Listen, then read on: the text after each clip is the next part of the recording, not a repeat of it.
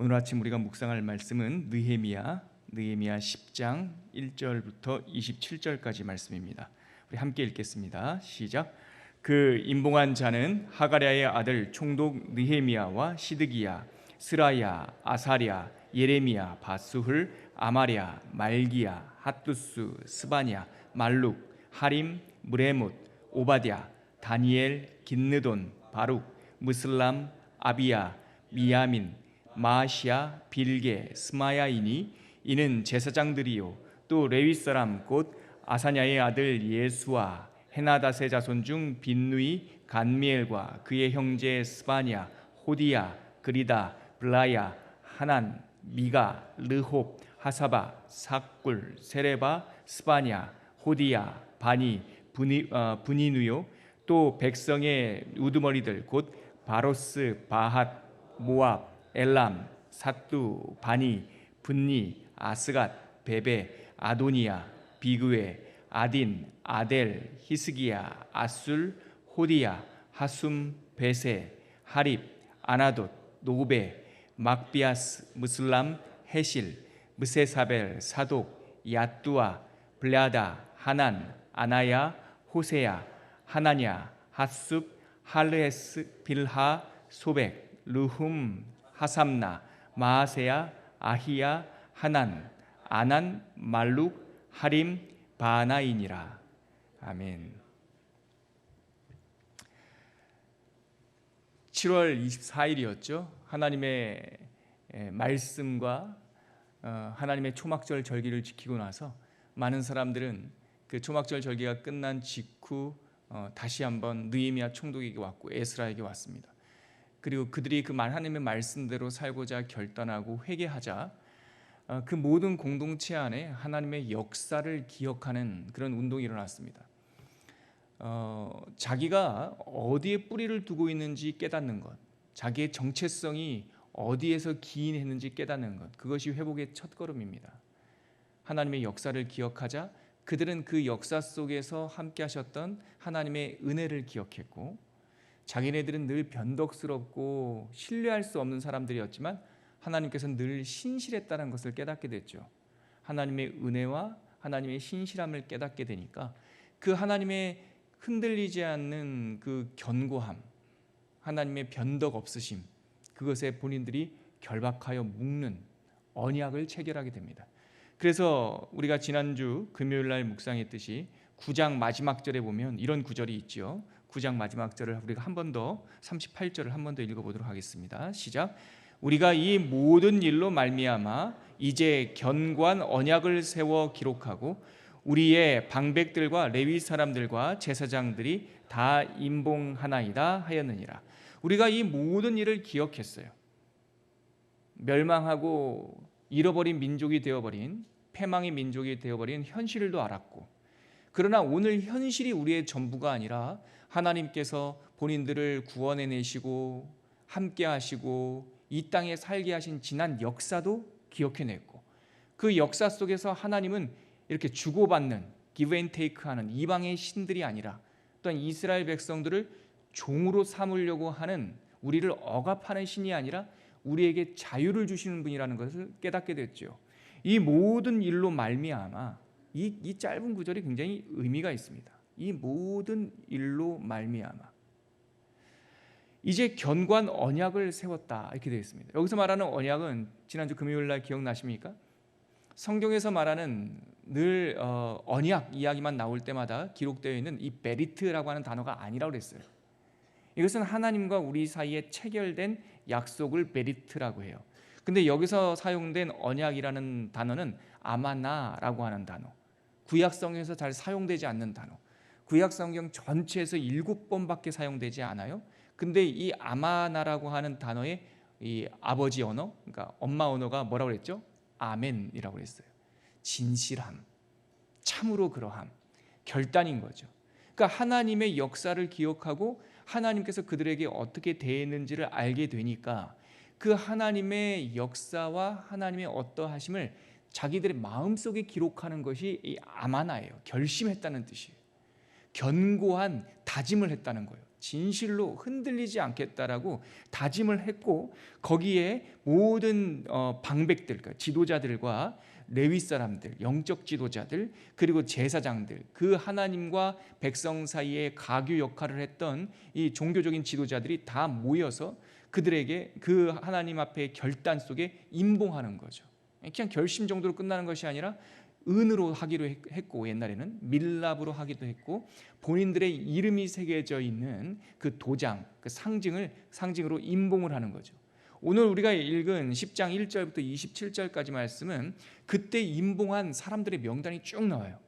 먼저 우리가 81명의 이름이 나오는데, 많지만 그 내용을 한번 살펴보면, 먼저 10장 1절에는요 정치 지도자 이름 2명이 나와요. 우리 한 번 더 읽어볼까요? 10장 1절 시작. 그 임봉한 자는 하가랴의 아들 총독 느헤미야와 시드기야. 자, 이 명단 중에서 엔드, 접속사로 묶여 있는 이름은 요거예요. 딱 요거. 그 임봉한 자는 하가랴의 아들 총독 느헤미야. 우리가 알고 있죠. 이 성경 느헤미야 기록의 표제어이기도 하고, 이 당시에 성벽 재건의 리더였던 사람입니다. 그 다음에 나오는 시드기야가 누굴까? 이 사람에 대한 이 견해가 조금 갈려요. 그런데 다수들은 어떻게 말하냐면, 이 밑에서 2절부터 나오는 스라야부터 나오는 미야민까지요. 스마야까지 나오는 밑에 제사장들은요, 이 접속사가 없어요. 제가 원전을 보니까 이름하고 그냥 이름들만 쭉 나열되어 있어요. 그런데 앞에 느헤미야와 시드기야는 이렇게 등위 접속사로 묶여 있어요. 이것을 통해서 많은 학자들은 이 사실을 알게 되죠. 이 시드기야도 당시의 정치 지도자였다. 느헤미야가 총독이었는데 아마도 시드기야는 총독의 버금가는, 그 밑에서 총독을 보좌하는 첫 번째 자리가 아니었을까. 그래서 어떤 열심히 있는 학자들은 이 시드기야를 느헤미야서에 나오는 사독, 느헤미야를 보좌했던 그 지도자 사독의 또 다른 이름이 아닐까. 이 시드기, 채트기야, 사독, 이게 같은 어원을 갖고 있거든요. 그래서 이 두 사람은 대표적인 정치 지도자였다, 이렇게 다수의 학자들이 말합니다. 그렇게 볼 수 있습니다. 어찌됐든 1절에는 당시의 총독을 비롯한 정치 지도자 두 사람이 먼저 선행적으로 본인들의 이름을 그 임봉한 결단, 결심, 언약 위에다가 기록합니다. 그리고 나서 2절서부터요 8절까지에 보면은 21개의 21개의 이름이 나오는데, 이 이름들은요 사람의 이름으로 표시하고 있지만 이거 가문들이에요. 가문들. 여기 보면 8절 한번 읽어볼까요? 8절 시작. 마아시야, 빌게, 스마야이니 이는 제사장들이요. 제사장이라고 했는데 스라야부터 스마야까지 21명이 등장을 하는데, 여기서 한 사람의 이름, 유명한 사람 이름이 빠져 있어요. 에스라입니다. 이 말씀 부흥 운동에 선봉에 섰던 제사장 겸 학사 에스라, 이 21명의 사람이 자연인, 그냥 제사장들의 이름을 나열한 것이라고 한다면 에스라 이름이 빠지면 안 돼요. 이 사람이 대표자거든요. 근데 그 2절에 보면요 스라야라고 나오죠. 스라야, 에스라가요 이 스라야 가문이에요. 그래서 우리가 알 수 있는 것은 스라야부터 시작해서 스마야까지 2절부터 8절까지 나오는 21개의 이름은 제사장 가문들을 의미하는 거구나, 이렇게 알 수 있습니다. 그리고 또다시 그 밑에 나오는 9절서부터 13절까지 보면 레위 사람 이름이 나와요. 우리 9절 한번 더 읽어볼까요? 시작. 또 레위 사람 곧 아사냐의 아들 예수와 하나닷의 자손 중 빈누이 감미엘과, 자 레위 사람 이름이 쭉 나오면서 아사냐의 아들 예수아가 누구냐면 대제사장이었어요. 당시에 스가랴서에 보면 여호수아라고도 기록이 되어 있는데, 여러분 여호수아, 예수아, 또 신약에 오면 예수 다 같은 이름이에요. 발음의 차이죠. 그래서 9절부터 나오는 레위 사람, 그 중에서 대제사장 예수아의 이름이 나오는 거 보니까 이거는 가문이 아니라 실제 사람들의 이름이에요. 그래서 앞부분에 나오는 21개의 이름은 가문이고, 또 9절서부터 13절까지 나오는 17명의 이름이 쭉 나오는데, 이 사람들은 당시에 성전에서 봉사하던 제사장들, 그러니까 레위 지파, 레위 사람들 이렇게 알 수 있습니다.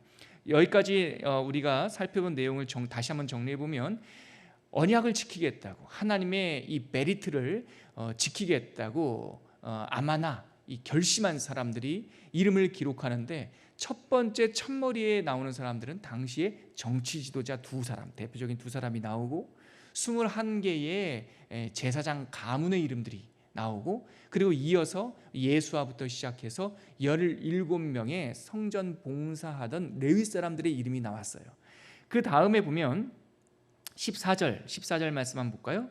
같이 읽겠습니다. 시작. 또 백성의 우두머리들 곧 바로스, 바핫, 모압, 엘람, 사뚜, 바니. 네, 14절서부터 우리가 읽었던 마지막 27절까지는 백성의 우두머리들, 각 족장들, 방백들, 이 사람들의 이름이 쭉 기록되어 있어요. 45명이 기록되어 있어요. 우리가 이것을 보면서 당시에 결심한 사람들이 몇몇 특정한 종교인들이라든가 아니면 믿음이 좋았던 사람들이 아니라 느헤미야를 비롯해서 종교 지도자, 그리고 예외 없이 21개의 제사장 가문, 그리고 성전에서 봉사하던 17명의 대표적인 레위 사람, 그러니까 제사장들, 그리고 45명의 당시 족장들, 가문, 자기 집안을 대표하는 족장들의 이름, 총 81개의 이름들이 기록되어 있다는 걸 알게 되죠. 다시 말해서 하나님께 언약 공동체, 이 전까지 하나님의 공동체가 어떤 공동체인지 몰랐던 이 사람들은 하나님의 교회, 하나님의 공동체는 혈연 공동체도 아니고 지역 공동체도 아니고 언약 공동체라는 걸 알게 되었고, 언약 공동체로 이 나라가 우리 현대식으로 우리가 적용한다면 하나님의 교회가 언약 공동체로 재건될 때 그것이 일부 몇 사람들의 각성으로 일어나는 것이 아니라 정치 지도자부터 모든 가문까지 한 마음으로 그 언약에 결속되더라라는 것을 알 수 있습니다. 그렇습니다, 여러분. 우리가 지금 느헤미야를 보면서 하나님의 교회가 다시 한번 갱신되고자 재건되고자 소망을 품고 있어요. 하나님의 교회는 정치적인 결사 집단이 아닙니다. 우리가 잘 알고 있는 어떤 큰 이 로마의 본부를 두고 있는 그 모임들이 있는데 거기는 일종의 그곳을 연구하다 보면 일종의 정치 집단에 가깝다는 느낌이 들 때가 많아요. 종교의 모습을 갖고 있지만 또 하나님의 성경적 교회는 혈연 집단도 아니에요. 유대교는요, 원래 구약의 복음은 혈연이 아니었어요. 여러분, 하나님께서 처음에 토라를 주셨을 때 꼭 아브라함의 피만 물려받은 사람들만 구원받는다고 말씀하신 적이 없어요. 심지어는요, 애굽 사람도, 에돔 사람도, 우리가 그렇게 이스라엘 사람들과 대적 관계에 있어 보이는 애굽 사람들 있잖아요. 이집트 사람도, 이집트 사람조차도 3대가 지나면 하나님을 믿기로, 하나님 앞에 그 믿음을, 삶의 방식, 하나님을 우리의 주님으로, 구주로 모시기로 결단하고 나서 3대가 지나면 유대인이 돼요. 에돔 사람도 그렇습니다. 에돔 사람도, 에서의 후손도 얼마나 고약하게 우리가 역사적인 무슨 그런 사건들이 있습니까? 그럼에도 불구하고 에돔 사람도 3대가 지나면 유대인이 돼요. 그래서 이것도 좀 의견이 갈리긴 하지만 저는 이 후자에 따른 동의를 하는데, 우리가 그 유명한 출애굽의 리더 2명 여호수아와 갈렙 있죠. 갈렙이 누구의 후손이냐면 그나스의 후손이에요.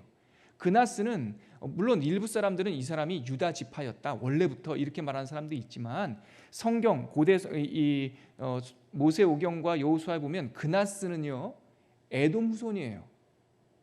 그러므로 우리가 알고 있는 이 갈렙은 에돔 출신의 유대 지파, 그러니까 유다 지파로 이렇게 편입된 사람으로 우리가 볼 수도 있어요. 어쨌든 간에 당시에 출애굽 백성들 가운데 많이 섞여 사는 무리가 있었던 것을 우리가 알 수 있게 되죠. 다시 말해 하나님의 교회는 혈연 집단도 아니에요. 하나님의 구약의 복음을 혈연으로 묶는 순간 그것은 유대교가 되어버리고 유대주의가 되어버려요. 하나님의 교회는 또 지역 공동체도 아니에요. 꼭 그래서 우리가 이스라엘, 물론 한 번씩은 가보셔야 되지만 이스라엘 땅이 거룩한 땅이고 그 땅이 특별한 무슨 영적인 기운이 있는 땅이 아니에요. 그래서 어쩌면 여러분 진짜 성지순례, 예수님 시대의 그 정서와 예수님 시대의 마음을 느끼고 싶다면 어쩌면 이스라엘 예루살렘을 방문할 게 아니라 어제 저녁에 우리에게 소식을 알려준 콩고 민주공화국을 가보는 것이 2000년 전 예수님 마음을 더 체감적으로 느낄 수 있는 현장일 수 있어요. 정리하면 이렇습니다. 하나님의 교회는 정치 집단도 아니고 지역 공동체도 아니고 혈연 공동체도 아니에요. 그러면 하나님의 교회는 무엇으로 특정할 수 있습니까? 우리는 언약 공동체예요. 우리가 어디에 묶여 있느냐는 거예요. 우리가 무엇을 믿느냐는 거예요. 우리가 믿는 그 하나님이 우리에게 어떠한 말씀과 어떠한 약속을 주셨느냐, 이것이 바로 교회의 정체성이에요. 여러분, 새 언약의 완성자가 누구십니까? 예수님이세요. 새 언약을 너희에게 주노니, 새 계명을 너희에게 주노니 너희는 뭐하라? 서로 사랑하라. 사랑이 으뜸 가는 계명이지만 하나님의 언약, 이 하나님과 맺어진 언약이 없는 사랑은요, 세상에도 많아요. 그거는 자선이에요, 자선. 그러나 우리가 사랑하는 까닭, 우리가 다른 사람들을 용서해야 하는 까닭은 나의 도덕성에 있는 것이 아니라 하나님의 생명 언약에 있는 거예요.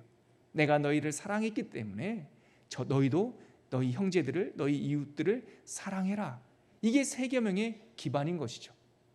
하나님께서 이들에게 언약을 깨닫게 해주셨고 그 언약을 정치 지도자부터 모든 족장들까지 한 마음으로 이름을 기록하고 있어요.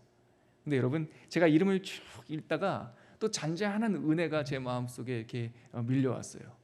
여러분, 성경은요 이름의 책이에요. 이름의 책. 처음부터 끝까지 하나님께서는 한 사람 한 사람 이름에 왜 이렇게 집중하고 계시는지 모르겠어요. 심지어 내가 너희들의 이름을 내 손바닥에 새겼다, 이렇게도 표현하시고요. 아담에게 이름을 주셨고요. 또 하나님께서 아담을 창조하시고 아담을 통하여 하나님께서 선물로 주신 그 돕는 배필 하와의 이름을 아담이 지어줘요. 그리고 성경에는요 이름들이라고 하는 이름을 가진 성경이 있어요. 기억을 더듬어 보세요, 여러분. 우리가 성경 66권 중에 이름들이라고 하는 그 표제어를 가진 이름을 가진 성경이 있어요. 바로 구원의 대명사라고 하는 출애굽기입니다. 우리 한국 사람들은, 그리고 미국 사람들은 엑소더스 이렇게 부르는데 원래 유대인들은요 출애굽기를요 쉐모트라고 불렀어요.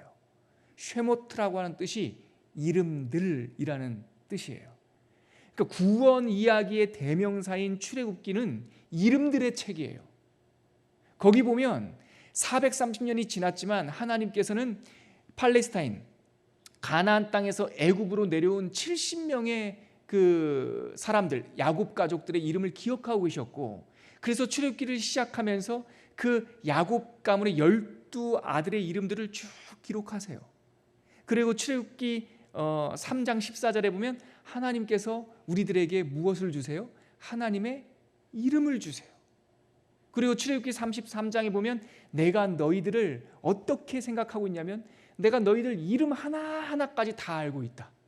내가 이름으로도 너희를 알았고, 하나님께서 우리를 구원하셨다라고 하는 그 사건의 또 다른 표현을, 성경적 표현은 내가 너희들의 이름을 기억한다.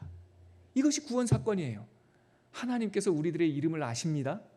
하나님께서는 우리들을 집단적으로 혹은 국적으로 어느 땅에 산다고 구원하시는 것이 아니라 우리 이름 한 사람 한 사람을 기록하시고 기억하시고 자기 손바닥에 새겨서 우리를 불러주신 거예요.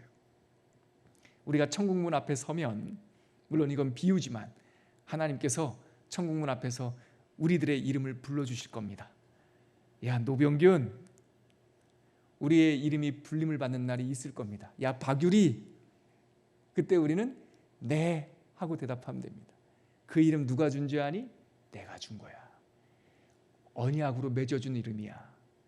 그래서 느헤미야는요 이 재건의 성경을 기록할 때 첫 번째 기도하면서 시작하잖아요. 하나님께. 그 기도할 때 하나님께 어떤 청원을 드린 줄 아십니까? 우리 느헤미야 1장 말씀 한 구절 읽고 9절 말씀 읽고 함께 기도하기를 원합니다. 참 놀라워요. 느헤미야를 시작하면서 느헤미야는 하나님께 기도를 시작하는데 1장 9절에 한번 보시겠습니까? 같이 한번 읽겠습니다. 시작. 만일 내게로 돌아와 여기 보세요. 만일 너희들이 내게로 돌아와. 지금 돌아왔지 않았습니까? 그 다음에 내 뭐를 지키면? 계명을 언약을 지켜 행하면. 그 다음 계속 읽을게요. 너희 쫓긴 자가 하늘 끝에 있을지라도 내가 거기에서부터 그들을 모아 내 이름을 두려고 택한 곳에 돌아오게 하리라 하신 말씀을 이제 청하건대 기억하옵소서.